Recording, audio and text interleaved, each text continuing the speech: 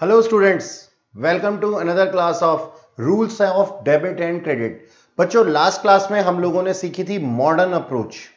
हम लोगों ने सीखा था कि मॉडर्न अप्रोच से किस तरीके से जर्नल एंट्रीज फॉर्म की जाती हैं और मॉडर्न अप्रोच में हमारे क्या क्या रूल्स फॉलो होते थे डेबिट और क्रेडिट के। आज हम सीखने वाले हैं ट्रेडिशनल अप्रोच के अंदर, यानी कि पुरानी अप्रोच के अंदर rules of debit and credit क्या होते थे। तो हम उसी के हिसाब से आज जनरल एंट्रीज फॉर्म करेंगे। जैसा कि मैंने आप लोगों को पहले भी बताया था कि इट डजेंट मैटर कि आप लोगों ने कौन सी अप्रोच फॉलो करके जनरल एंट्री बनाई है, क्योंकि हमारे पास में मार्क्स तो सिर्फ और सिर्फ जनरल एंट्रीज के ही मिलते हैं। तो it's totally up to your wish कि आप कौन सा सिस्टम फॉलो करते हैं, आज वाला या पुराने वाला। तो हम स्टार्ट करते हैं आज की क्लास, और आज की क्लास में हम लोग करते हैं traditional method, traditional approach of rules of debit and credit. चलिए बच्चों, देखो बच्चों, होता क्या है हमारे पास में कि डेबिट और क्रेडिट के रूल्स ट्रेडिशनल वे में किस तरीके से लिखे जाते थे, ये हमें आज समझना है। तो ऊपर आप लोग हेडिंग डालिएगा, rules of debit and credit. ठीक है, तो rules of debit and credit के अंदर हमारे पास जो ट्रेडिशनल अप्रोच थी वो क्या बोलती थी, वो आज हमें सीखनी है।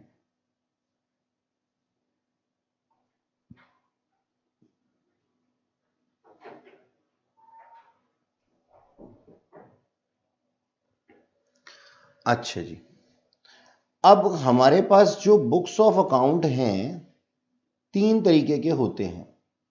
बुक्स ऑफ अकाउंट तीन तरीके के होने का क्या मतलब है, देखो मैं आप लोगों को समझाता हूं, समझाने की कोशिश करता हूं।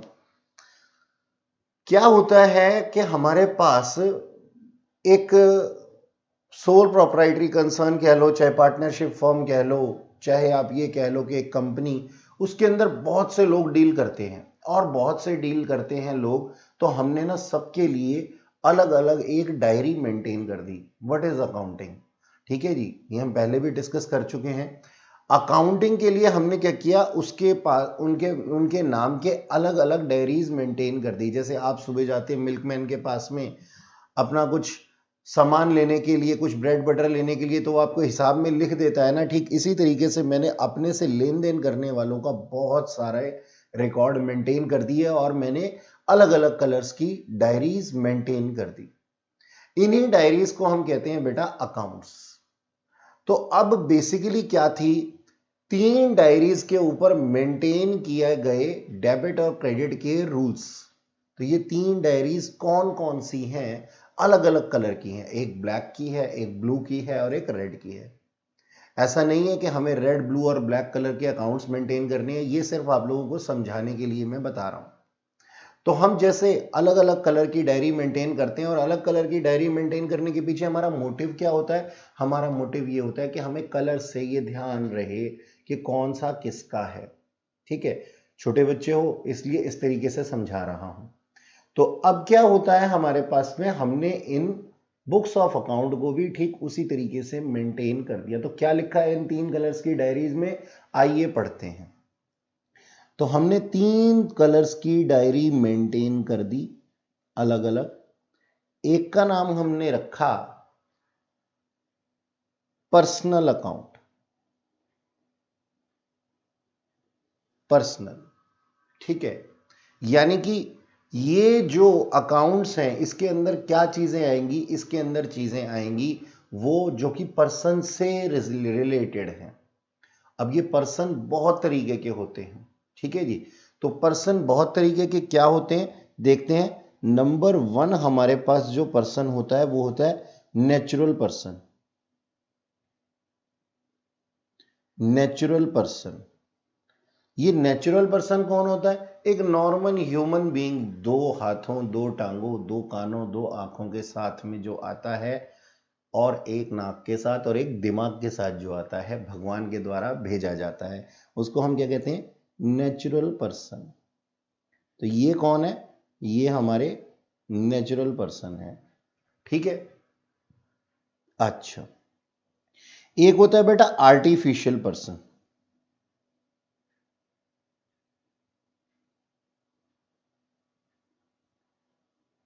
ये आर्टिफिशियल पर्सन कौन होता है?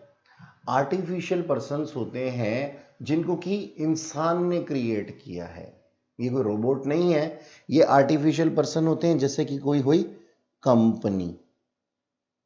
कंपनी क्या है? एक आर्टिफिशियल पर्सन है, एक आर्टिफिशियल बॉडी है, ठीक है। और एक होते हैं रिप्रेजेंटेटिव पर्सन।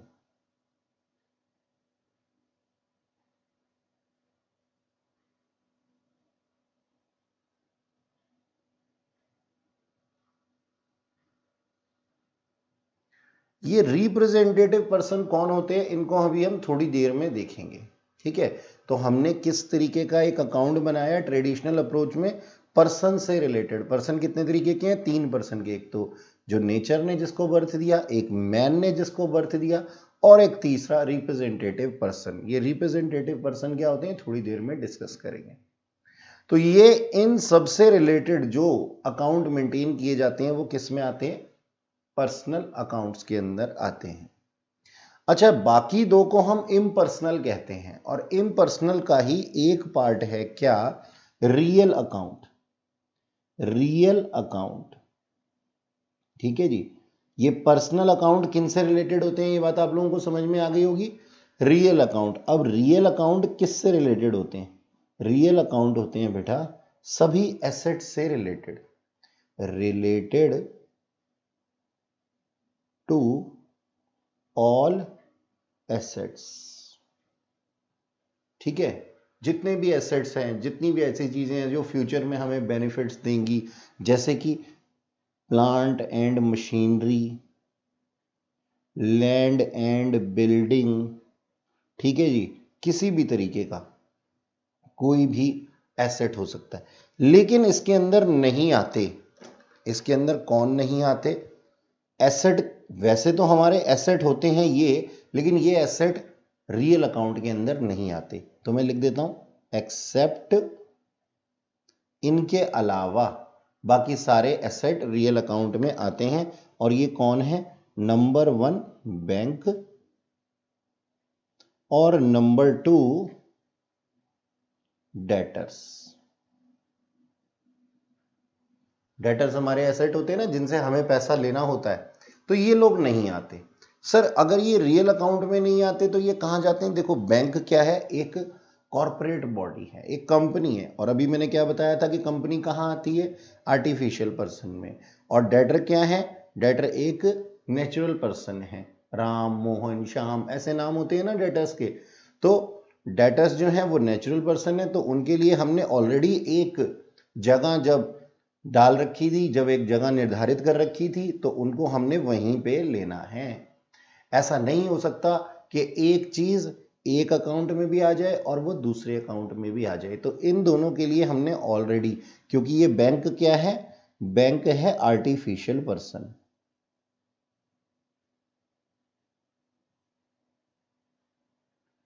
और डेटर क्या है? नेचुरल पर्सन है, ठीक। याद रहेगा आप लोगों को जी। तीसरा तरीके के जो अकाउंट होते हैं उनको हम कहते हैं बेटा नॉमिनल अकाउंट। Nominal account. ये नॉमिनल अकाउंट किससे रिलेटेड होते हैं? Related to all incomes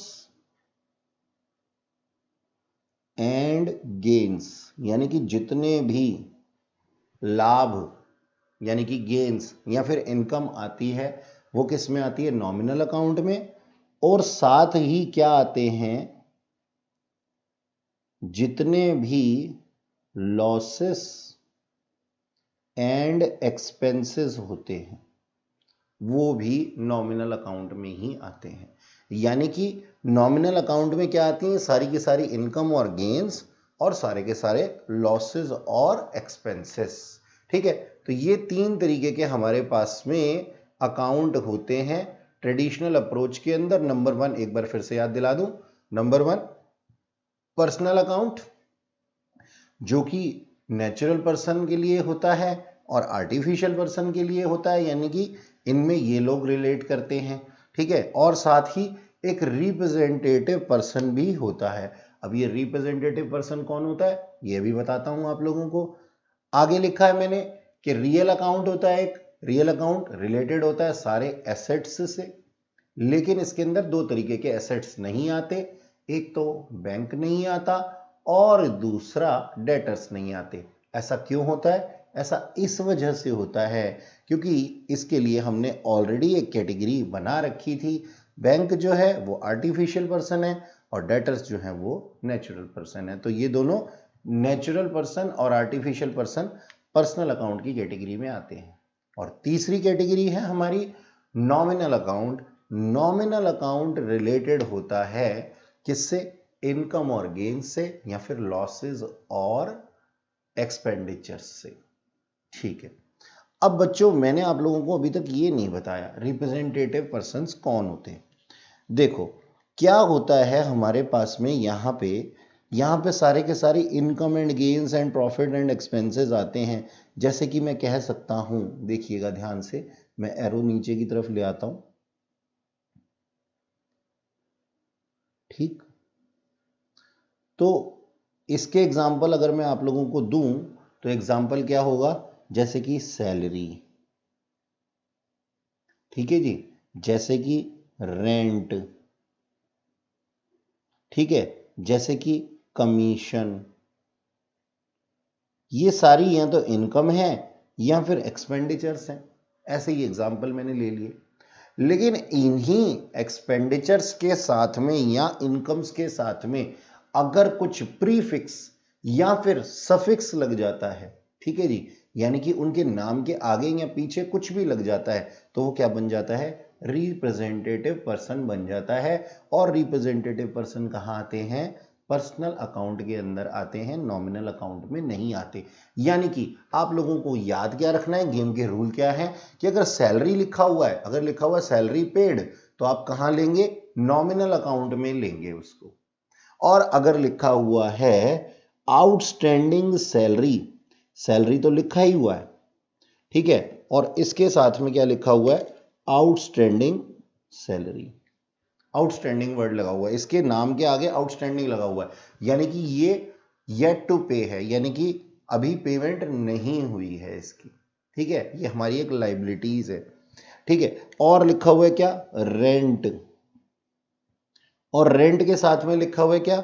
rent due. तो आप देख सकते हैं सैलरी के साथ में प्रीफिक्स था और रेंट के साथ में सफिक्स है। तो हम क्या कहते हैं? इनके नाम के आगे या पीछे लगने की वजह से ये रिप्रेजेंटेटिव पर्सन बन गए। और भी कुछ एग्जांपल ले सकते हैं। कमीशन,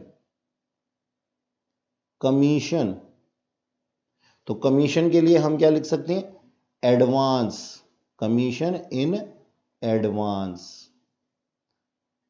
तो इसके नाम के आगे लग गया कुछ, ठीक है। इंटरेस्ट, और इंटरेस्ट के लिए हम लिख सकते हैं क्या? Accrued, accrued interest. Accrued interest का मतलब क्या हो गया कि हमारे पास में ये इंटरेस्ट आना अभी बकाया था, अभी आया नहीं है।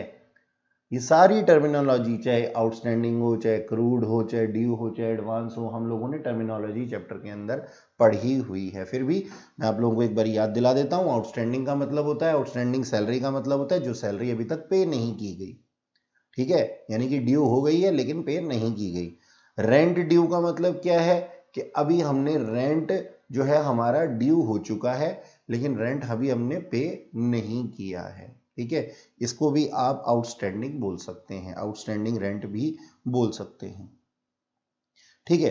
कमीशन इन एडवांस का मतलब हमने पहले से कमीशन रिसीव कर ली है, अभी सर्विसेज देना बाकी है। और इंटरेस्ट एक्रूड का मतलब यानी कि जो मेरा पैसा बकाया था, मुझे मिलना था, अभी मिला नहीं है, दैट इज एक्रूड। तो एक्सपेंडिचर के साथ हम आउटस्टैंडिंग वर्ड यूज करते हैं और इनकम्स के साथ में हम एक्रूड वर्ड यूज करते हैं। अच्छा खैर, तो हम लोग क्या देख रहे थे बच्चों? इस तरीके से ये हमने क्या बनाया, एक ट्रेडिशनल अप्रोच की अंदर हमने देखा कि हमारे पास तीन तरह के अकाउंट्स होते हैं। पर्सनल, रियल और नॉमिनल। पर्सनल पर्सन से रिलेटेड होते हैं, रियल एसेट से रिलेटेड होता है, और नॉमिनल जो है वो इनकम एंड एक्सपेंडिचर और प्रॉफिट और लॉसेस से रिलेटेड होते हैं। चलिए अब एक काम करते हैं, इनके रूल्स पढ़ते हैं। ठीक है, इन सब के रूल्स पढ़ते हैं। हाँ जी, तो फिर से एक बारी मैं क्या बना देता हूं, यहां पे मैं बना देता हूं तीनों तरह के अकाउंट।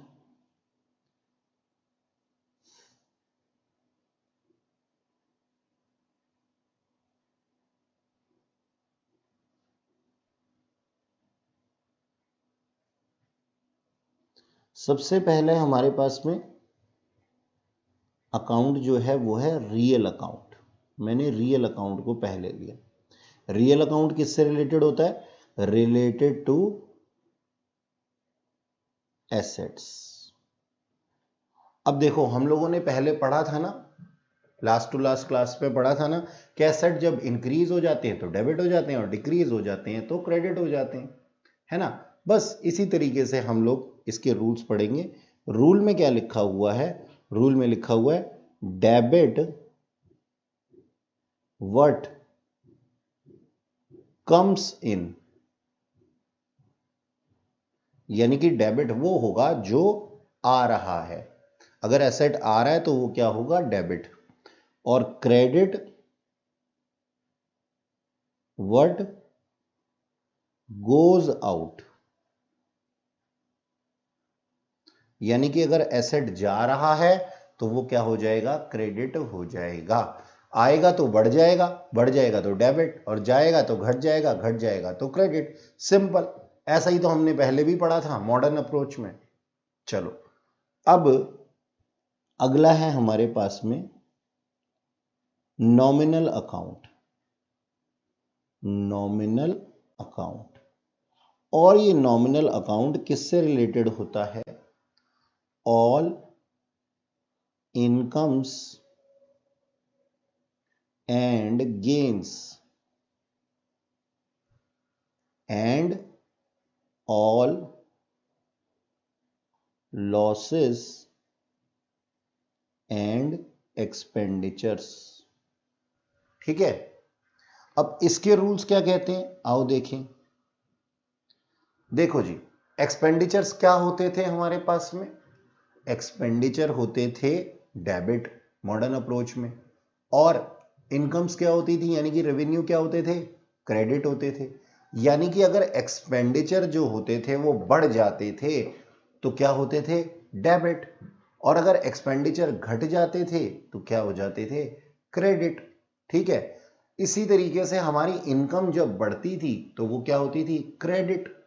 और अगर घट जाती थी तो क्या हो जाती थी? डेबिट। ट्रेडिशनल अप्रोच में, ओ सॉरी मॉडर्न अप्रोच में। अब ट्रेडिशनल अप्रोच में भी कुछ इसी तरीके से लिखा हुआ है, बस यहां पे एक वर्ड ही अलग से और यूज हो गया है। इनकम तो हमने पढ़ा ही था, आज गेन्स भी लिखा हुआ है, और लॉस एक्सपेंडिचर हमने पढ़ा था, आज लॉसेस भी लिखा हुआ है। तो बच्चों देखो, इसके रूल्स कहते हैं debit all expenses and losses, और क्या कहते हैं? Credit all incomes and gains. यानी कि रूल क्या कहते हैं? कहते हैं कि अगर कोई एक्सपेंसेस या लॉसेस होंगे तो वो क्या हो जाएंगे? डेबिट। और अगर कोई इनकम या गेन्स होंगे तो वो क्या हो जाएंगे? क्रेडिट। ठीक है, चलिए अब तीसरे तरीके का एक और अकाउंट हमारे पास जो होता है वो होता है पर्सनल अकाउंट। ठीक, मैं इस एरो को जरा नीचे ले आता हूं।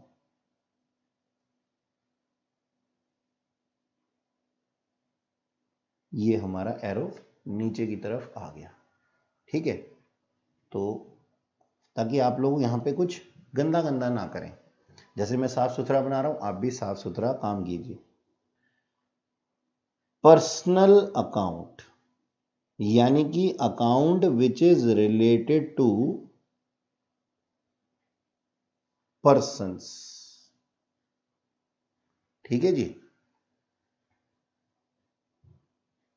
अब ये पर्सन्स कितने तरीके के होते हैं? 3 तरीके के होते हैं। एक होते हैं नेचुरल, एक होते हैं आर्टिफिशियल, और तीसरे कौन होते हैं? रिप्रेजेंटेटिव। ठीक है, चलिए अब इसके रूल्स क्या हैं वो पढ़ लेते हैं। कहता है कि डेबिट द रिसीवर, यानी कि अगर कोई व्यक्ति प्राप्त करता है यानी कि रिसीव करता है तो वो क्या हो जाएगा? Debit. And credit the giver, यानी कि अगर कोई पर्सन देता है तो उसके नाम को हम क्या कर देंगे? क्रेडिट कर देंगे। बिल्कुल सिंपल है। तो बच्चों चलो मेरे साथ साथ एक बारी याद करो, रियल अकाउंट के रूल क्या कहते हैं? पहले तो रियल अकाउंट किससे रिलेटेड होता है? सर सारे एसेट से रिलेटेड होता है, सिर्फ बैंक और डेटर्स को छोड़ करके। और इसके ऊपर क्या रूल चलते हैं? इसके ऊपर रूल चलते हैं debit word comes in, credit word goes out. जो आ रहा है उसको डेबिट कर दो और जो जा रहा है उसको क्रेडिट कर दो एसेट में। ठीक है जी। अगला account nominal account. Nominal account के रूल क्या कहते हैं? नॉमिनल अकाउंट रिलेटेड किससे होते हैं? नॉमिनल अकाउंट रिलेटेड होते हैं ऑल एक्सपेंसेस एंड लॉसेस, और रिलेटेड होते हैं किससे? ऑल इनकम्स एंड गेन से। तो यहां पे क्या बोला जाता है? यहां बोला जाता है कि एक्सपेंसेस और लॉसेस जो हैं वो क्या हो जाएंगे? डेबिट। यानी कि अगर आपको कोई एक्सपेंस या कोई लॉस हुआ है तो आप उसको डेबिट साइड पे लिखेंगे, और अगर आपको कोई इनकम या फिर कोई गेन हुआ है तो आप उसको क्रेडिट साइड पे लिखेंगे। इसके बाद में तीसरा अकाउंट जो है वो है हमारा पर्सनल अकाउंट। और पर्सनल अकाउंट के रूल क्या कहते हैं? पर्सनल अकाउंट किससे क्या होता है? पर्सनल अकाउंट पर्सन से रिलेटेड होता है। ठीक है। और पर्सनल अकाउंट के रूल क्या कहते हैं? पर्सनल अकाउंट के रूल कहते हैं डेबिट द रिसीवर, यानी कि लेने वाला पर्सन डेबिट साइड पे आता है, एंड क्रेडिट द गिवर, यानी कि देने वाला पर्सन जो है वो क्रेडिट साइड पे आता है। ठीक है। चलो अब एक काम करते हैं, अब इन सबके कुछ एग्जाम्पल्स करते हैं। ठीक है। हमने रूल्स तो पढ़ लिए और रूल्स को दिमाग में रख के ही हम कुछ एग्जाम्पल की फॉर्मेशन करने वाले हैं। चलो कुछ एंट्रीज करेंगे हम। ठीक है। देखो बच्चों, ट्रेडिशनल अप्रोच को फॉलो करते हुए हम लोगों ने कुछ एंट्रीज करनी है। हाँ जी। मान लो हम क्या लिखते हैं? हम लिखते हैं परचेज फर्नीचर फॉर कैश ₹50,000। अच्छा, अब जो पार्टीज इफेक्ट हो रही हैं वो क्या हो रही हैं? बताइए। क्या परचेज को इफेक्ट करेंगे आप? क्या आप परचेज को इफेक्ट करेंगे? नहीं सर, ये तो फर्नीचर है, और परचेज तो तब इफेक्ट होती है जबकि गुड्स खरीदी गई हो। फर्नीचर को हम फर्नीचर के नाम से लिखते हैं, तो पहली चीज जो हमारी इफेक्ट होगी वो क्या होगी? फर्नीचर। और दूसरी चीज जो हमारी इफेक्ट होगी वो क्या होगी बेटा? कैश, क्योंकि हमने कैश देके खरीदा है। अच्छा, अब देखो, फर्नीचर क्या है? अपने आप में एक एसेट है। ठीक। और एसेट से रिलेटेड कौन से अकाउंट है? Real account. और रियल अकाउंट के क्या रूल हैं जरा याद करवाना मेरे को जल्दी से। आप लोगों ने तो याद कर ही लिए। Debit what comes in. ठीक है। और क्या बोला गया है इसके अंदर क्रेडिट के लिए? Credit what goes out. अब मुझे एक बात बताओ, फर्नीचर आ रहा है कि जा रहा है? सर फर्नीचर आ रहा है। तो मैं टिक लगा देता हूं किसके ऊपर, आने के ऊपर। ठीक है जी, मैंने टिक लगा दिया। अच्छा, अब कैश से रिलेटेड, कैश क्या है, कैश एक एसेट है। ठीक है, और एसेट से रिलेटेड किस अकाउंट में आते हैं सर, रियल अकाउंट में। और रियल अकाउंट के रूल क्या कहते हैं, डेबिट व्हाट कम्स इन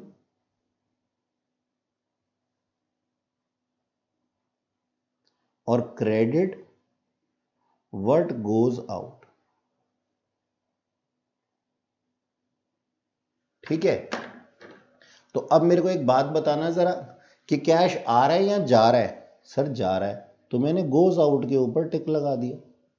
ठीक है, अब देखो मेरी एंट्री बिल्कुल साफ है, मेरी एंट्री बिल्कुल साफ है कि फर्नीचर क्या हो जाएगा डेबिट और कैश क्या हो जाएगा क्रेडिट। ठीक है, तो हमने क्या एंट्री बना दी, furniture account debit, furniture account debit. अब तो मेरे ख्याल में आप लोगों को फॉर्मेट फॉलो करना आ गया होगा। ठीक है, लास्ट क्लास में हमने सीखा था और कुछ क्वेश्चन भी प्रैक्टिस किए थे, और मेरे ख्याल आप लोगों ने भी घर पे क्वेश्चन प्रैक्टिस किए होंगे। बच्चों होमवर्क जरूर किया कीजिए और प्रैक्टिस जरूर किया कीजिए।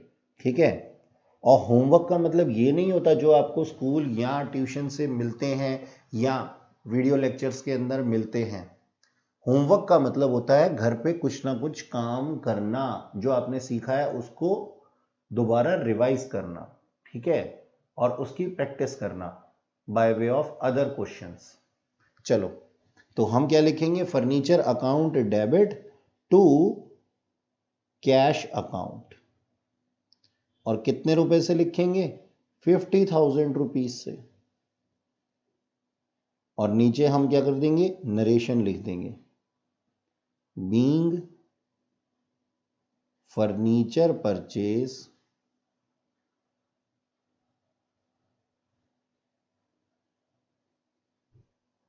फॉर 50,000। ठीक है, अच्छा जी, तो ये तो था किसका एग्जाम्पल, रियल अकाउंट का एग्जाम्पल। अब हम एक और एंट्री लिखते हैं और उसकी भी प्रैक्टिस करते हैं। ठीक है, तो लिखिएगा, paid salary to staff, paid salary to staff, हमने स्टाफ को सैलरी पे की।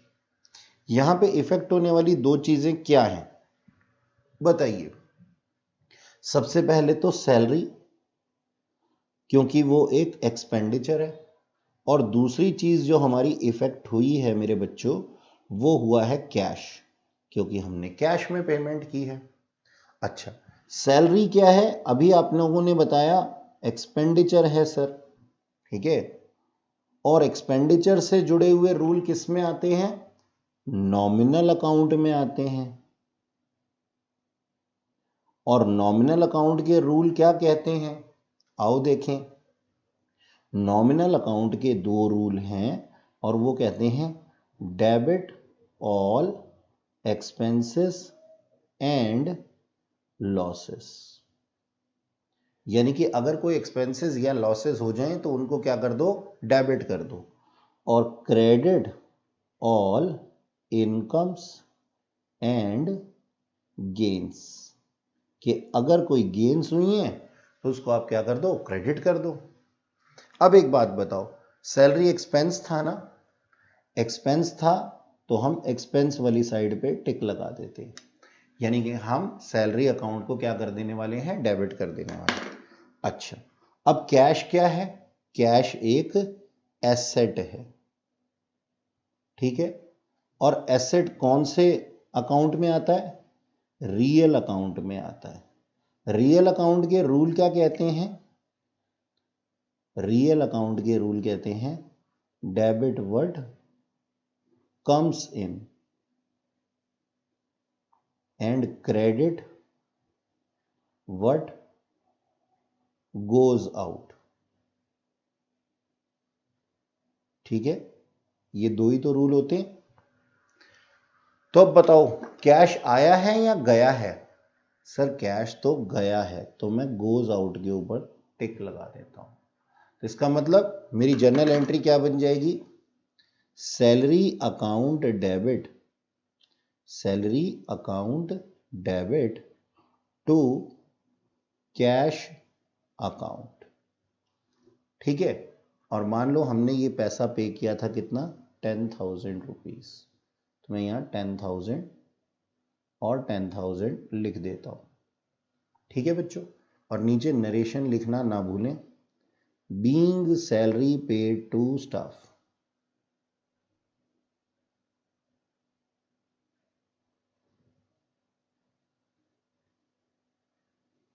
ओके, अच्छा जी, देखो हमने रियल अकाउंट देख लिया, हमने नॉमिनल अकाउंट देख लिया, अब हम लोग प्रैक्टिस करने वाले हैं किसकी, पर्सनल अकाउंट की।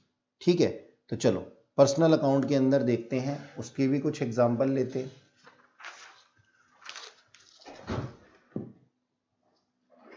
देखो बच्चों, पर्सनल अकाउंट,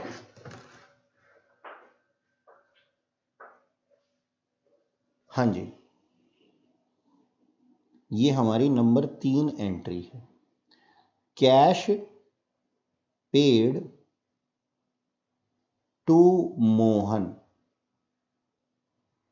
मोहन क्या है, एक पर्सन है। अच्छा, किस चीज के ऊपर इफेक्ट पड़ेगा, नंबर 1 और नंबर 2। ए और बी का नाम दे देते हैं हम इसको, ए पार्टी और बी पार्टी। एक तो मोहन और दूसरा क्या, कैश। अच्छा, मोहन कौन है बच्चों, मोहन सर पर्सन है, और पर्सन के ऊपर पर्सनल अकाउंट के रूल लगते हैं। ठीक है, और पर्सनल अकाउंट के रूल्स क्या कहते हैं, याद दिलाओ मेरे को जल्दी से, debit the receiver and credit the giver. लेने वाला क्या, डेबिट, और देने वाला क्रेडिट। अब एक बात बताओ, जब कैश रिसीव हुआ है मोहन को, हमने क्या लिखा, कैश पेड, हमने कैश पे किया है मोहन को, तो मोहन को प्राप्त हुआ होगा, यानी कि मिला होगा, तो मोहन क्या होगा, मोहन हमारे पास में रिसीवर हो जाएगा, तो मैंने रिसीवर के ऊपर टिक कर दिया। अच्छा, अब कैश क्या है, कैश एक एसेट है। ठीक है बच्चों, एसेट के ऊपर कौन से अकाउंट के रूल लगते, रियल अकाउंट के, और रियल अकाउंट के रूल्स क्या कहते हैं, डेबिट व्हाट कम्स इन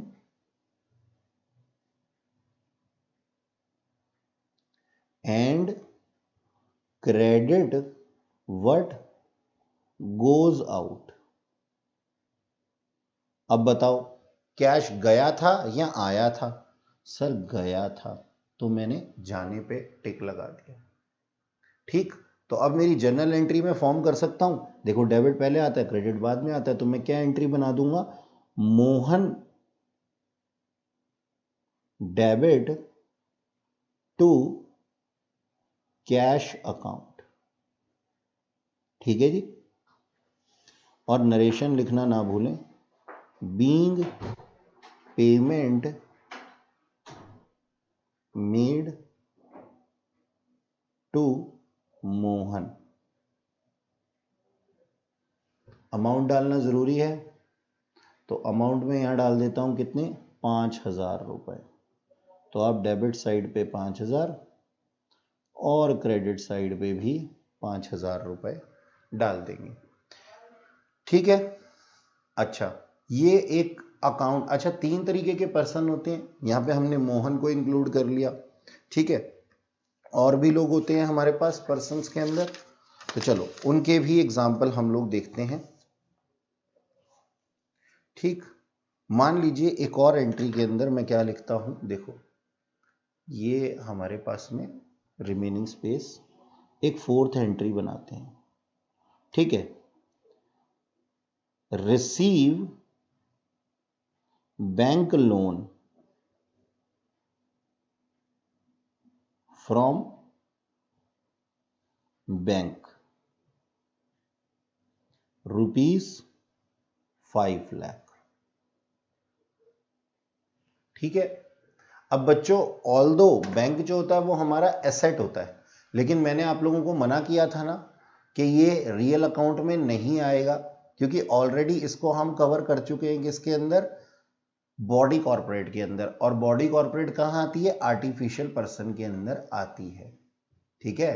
तो इसका मतलब क्या है, इसका मतलब ये है कि हम इसको कहां लगाएंगे, बैंक को हम, जो हमने क्या नाम है, बैंक को, बैंक से बैंक लोन लिया है ना, इसको हम बैंक लोन के नाम से जानेंगे, ना ही बैंक के नाम से जानेंगे। ठीक है।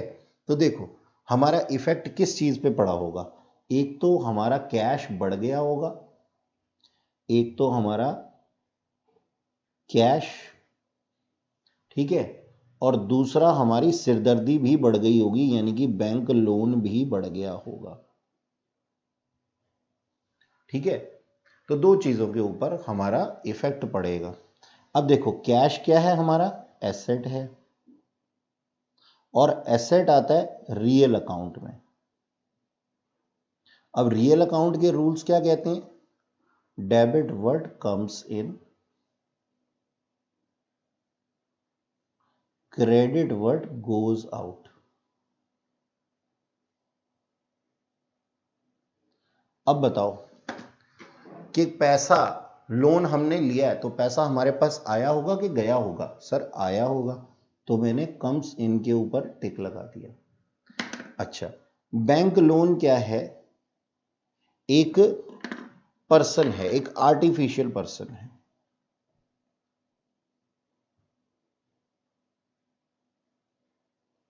और आर्टिफिशियल पर्सन कहां आते हैं, सर पर्सनल अकाउंट में। ठीक। और पर्सनल अकाउंट के रूल्स क्या कहते हैं, debit the receiver and credit the giver. ठीक है जी। तो अब बैंक लोन हमें, हम बैंक ने जो लोन दिया था, तो बैंक अपने आप में क्या था, बैंक अपने आप में गिवर था, वो देने वाला था, तो हमने बैंक लोन के नाम से उसको लिखना है, तो हमने गिवर के ऊपर टिक लगा दिया। ठीक।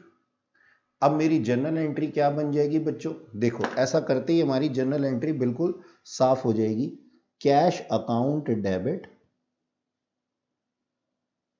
To bank loan,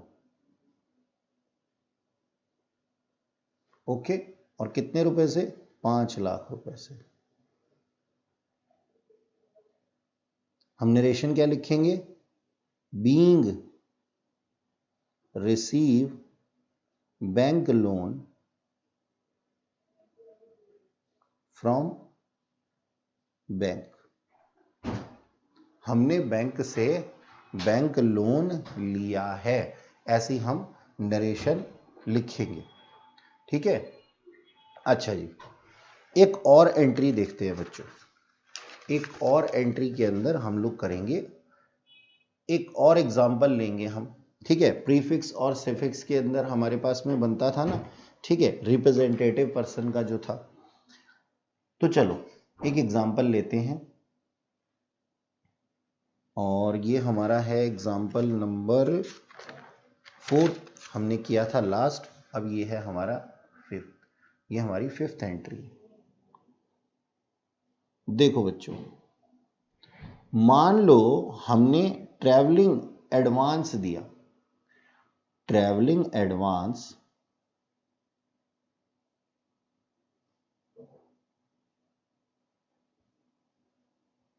to Rajeev. ठीक है जी, हमने राजीव को ट्रैवलिंग एडवांस दिया। ट्रैवलिंग एडवांस का मतलब, भाई राजीव हो सकता है कोई हमारा पर्सन था, कोई भी ऐसा बंदा था जिसको कि हमारा एम्प्लॉय हो सकता है वो, तो हमने उसको क्या दे दिया, कुछ ट्रैवलिंग एडवांस दे दिया कि आप ये पैसे पकड़ो और ट्रैवल करके आओ। ट्रैवल किसी ऑफिशियल टूर के लिए हो सकता है, तो अब क्या हुआ, उसने जो ट्रैवल किया उसका पैसा उसको पहले से ही एडवांस में मिल चुका था, यानी कि जो एक्सपेंडिचर होने वाले हैं वो हमने उसको एडवांस में दे दिए हैं। अब आप यहां पे कहेंगे कि सर हम राजीव को इफेक्ट करेंगे। नहीं बच्चों, देखो यहां पे होगा क्या, यहां पे ना एक एक्सपेंडिचर का नाम दिया हुआ है, ठीक है, और एक्सपेंडिचर के नाम से हम इसको रिकॉर्ड करेंगे। और चाहे हम इसको देखो, वैसे अगर हम राजीव के नाम से इसको लगाते तो भी क्या होता, ये पर्सन्स के अंदर ही जाता, और हम इसको एडवांस ट्रेवलिंग एक्सपेंस के नाम से लिख रहे हैं तो भी ये रिप्रेजेंटेटिव एक्सपेंस, रिप्रेजेंटेटिव पर्सन्स के अंदर पर्सनल अकाउंट में ही जा रहा है। तो हम किसके अंदर लेते हैं इसको, हम लेते हैं इसको एडवांस ट्रैवलिंग, हम लिखते हैं जी ट्रैवलिंग एडवांस, ट्रैवलिंग एडवांस। अब एक बात बताओ, अगर सिर्फ ट्रैवलिंग लिखा होता तो ये हमारा एक एक्सपेंडिचर होता, लेकिन एक्सपेंडिचर अभी तक हुआ नहीं है ना। अगर सिर्फ ट्रैवलिंग लिखा होता तो ये हमारा एक्सपेंडिचर होता और नॉमिनल अकाउंट के रूल बन जाते, लेकिन एक्सपेंडिचर अभी तक हुआ नहीं है। और साथ ही हम देख पा रहे हैं कि हमारे साथ में ट्रैवलिंग के साथ में कुछ सफिक्स भी है। क्या सफिक्स है, एडवांस। तो अब जब मैंने आप लोगों को सिखाया था ना कि अगर कुछ प्रीफिक्स या कुछ सफिक्स होता है इनकम या एक्सपेंडिचर्स के साथ में, तो वो कहाँ आ जाते हैं, वो रिप्रेजेंटेटिव पर्सन्स बन जाते हैं, और रिप्रेजेंटेटिव पर्सन्स के ऊपर पर्सनल अकाउंट के रूल लगते हैं। ठीक है, तो पहला इफेक्ट ट्रैवलिंग एडवांस और दूसरा कैश पे। ठीक है, ट्रैवलिंग एडवांस हमारे representative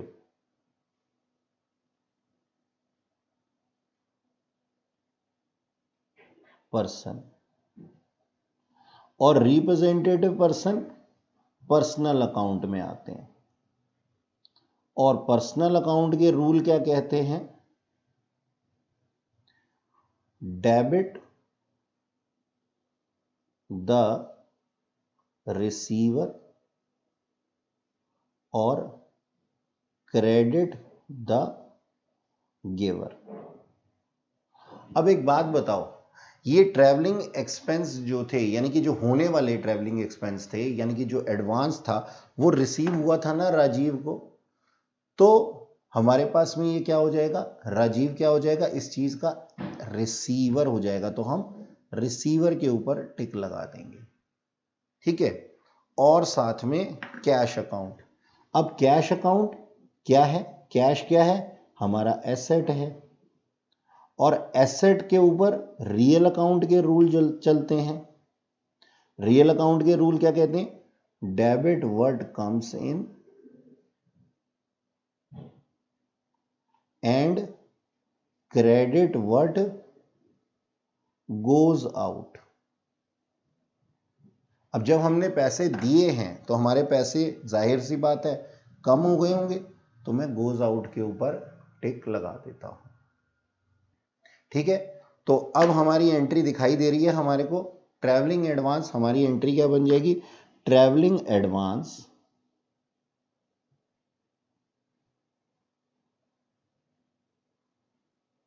account debit to cash account. ठीक है, इसके अंदर मैंने अमाउंट नहीं डाला था, अमाउंट में डाल देता हूं 50,000 रुपीज। ठीक, तो ये मैं यहां पे लिख देता हूं क्या, 50,000 डेबिट साइड पे भी और क्रेडिट साइड पे भी, और नीचे नरेशन लिख देता हूं, बीइंग ट्रैवलिंग एडवांस